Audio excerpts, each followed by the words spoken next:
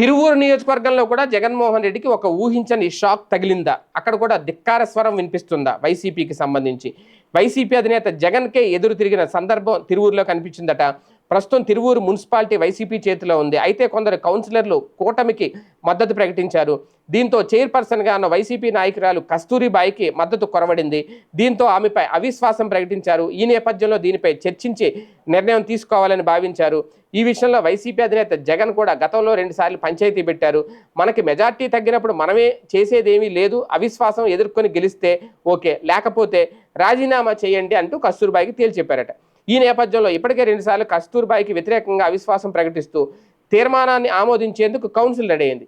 ఇదే జరిగితే తన అధికారాలు హవా కూడా పోతాయని భావించిన కస్తూరిబాయి వ్యూహాత్మకంగా రివర్స్ అయ్యారు. గతంలో పెట్టిన అవిశ్వాస తీర్మానానికి ఆమె ఢుమా కొట్టారు. అనారోగ్య కారణాలతో సమావేశానికి రాలేకపోతున్నట్లు చెప్పారు. దీంతో మళ్ళీ గురువారం సమావేశం నిర్వహించారు. అజెండాలో 4వ అంశంగా అవిశ్వాసం విషయాన్ని చేర్చారు. అయితే ఇప్పుడు కూడా ఫస్ట్లో 3 అంశాలు చర్చించే వరకు కౌన్సిల్లో నేతృత్వం వహించిన కస్తూరిబాయి తన విషయం వచ్చేసరికి వడివడిగా బయటకు వచ్చేశారు.